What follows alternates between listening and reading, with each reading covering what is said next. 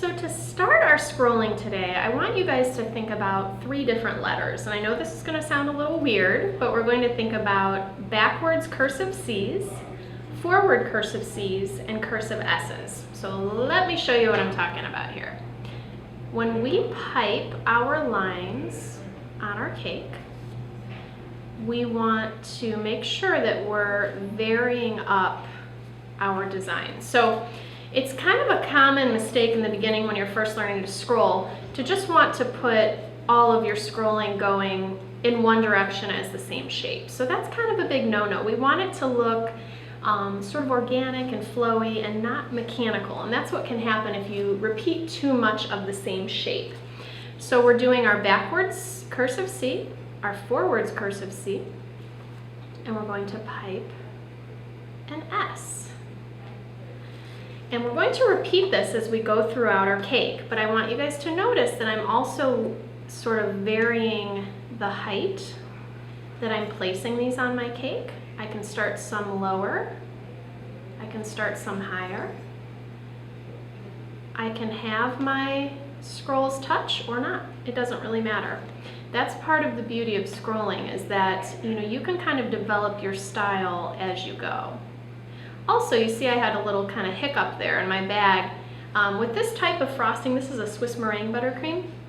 So we're constantly dealing with little air bubbles and things that can happen in our frosting bags. The cool thing about scrolling though is it's a lot easier to fix this type of piping design or make a mistake look intentional than things like stripes or polka dots. So even though it's a little more challenging in the skill level department, when it comes to making mistakes, it's a little easier to fix. So I'm going to keep repeating my backwards cursive C's, my forwards cursive C's, and my S's throughout the whole cake. And just remember to kind of change your direction as you go. And I like to lay out my dominant shapes first. So what that means is I like to go throughout my cake, and I like to add in the shapes first that are all about the same size. So you can see I did that with my cursive backward C's, cursive forward C's, and S's. Now once I get all the way through my cake, I can go in and start to repeat some of those same shapes, but scale them down a little bit. So we're going to kind of layer our complexity as we go through our cake. This is probably one of our most requested designs at the White Flower Cake Shop. We do cakes with scrolling on a fairly daily basis, not only for birthday cake orders, anniversaries, baby shower cakes, that type of thing, but for wedding cakes, it's probably our #1 requested design. So for those of you that are looking to perfect your skills, or maybe you want to open your own bakery one day and do custom wedding cakes, this is definitely a skill that you want to be comfortable with. So again, I've scaled down the size, but I'm continuing with those same variations of shapes. Notice on that one, I kind of tilted my S a little bit. It's totally fine. I can even take and do some half backward C's and half forward C's coming up from the top and the bottom. So what this does is it kind of forces you to bring your patterns throughout the whole cake instead of just repeating the same shape over and over and over, which can then start to look a little strange. And what's interesting to me is, everybody kind of has their own style of scrolling. When we train our employees, we find that this method works really well, but how far you take it with detail can kind of be your own thing. I'm going to show you in a few minutes how we can break it down and start adding in more details, but for sort of our second layer of complexity, we can go back into some of those initial scrolls that we laid out and even fill in. But again, we're still keeping with those shapes that we initially started with. I think that kind of takes some of the stress out of scrolling when you just kind of know where to go with it. You can look at a cake and see scroll work and it can be intimidating, but when you can break it down and have a plan, I think that can be super helpful.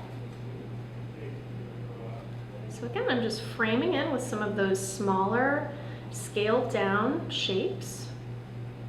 And once I've brought that throughout my cake,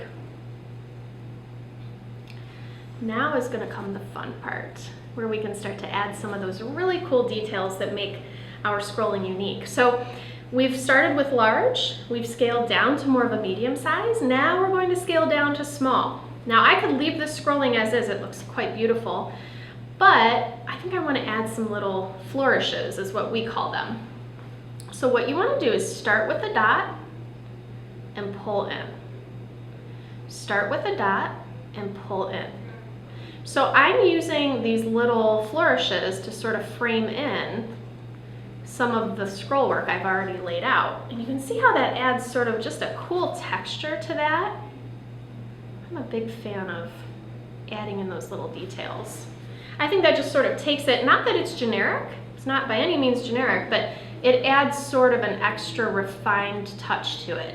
Anytime that you guys can practice piping and using a piping tip and getting 2 different size line thicknesses out of it, that's a really, really positive thing. And that will show through in your scroll work.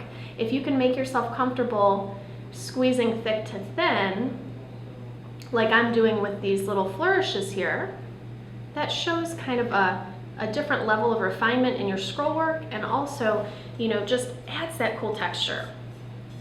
So there's our scrolling before, and there it is with that extra little detail finish. All right. And this is also kind of fun. I like to just sit here and zone out and kind of see what happens with the scrolling. But it definitely will change the feel of your scroll work. The more and more confident you get making your lines, the more and more you practice, it will definitely show through. I can look at cakes that I did 5 years ago, 7 years ago, even right when Lauren and I opened the White Flower Cake Shop back in 2007, and to see how far we've come with some of our piping and our scrolling. I mean, I can't even tell you the difference. It's amazing. It's like night and day, and that truly is the key, is just making sure you're taking the time to practice. For us, it's easy because we do thousands and thousands of cakes per year, so we're kind of forced to do this on a daily basis and improve. But just taking some time here and there, and learning too that if you're getting frustrated, the best thing is just to walk away and to come back, later on when you're more relaxed. Because if you're tense and nervous about it, it's not going to improve at all. Also, don't drink a ton of coffee before you do schoolwork. Definitely don't want to be drinking the venti Starbucks when you sit down to do scrolling. A little bit of coffee's okay. So I went and I added some detail. I'm loving it. It looks really, really nice. And really, you guys just decide when you want to stop. I think I'm going to stop here. It looks pretty balanced, straight up and down and all the way across. Now, just to finish this off with a little pearl border, I'm going to switch to an 8-tip. And I'm going to go ahead and pipe that little pearl border right up against the cake. The border is something that I like to do after I've done the design on the side. I think that any of those little scrolls that we wanted to kind of extend off of the cake, this will just frame those in. And, the secret to a good pearl border is giving it enough space to form.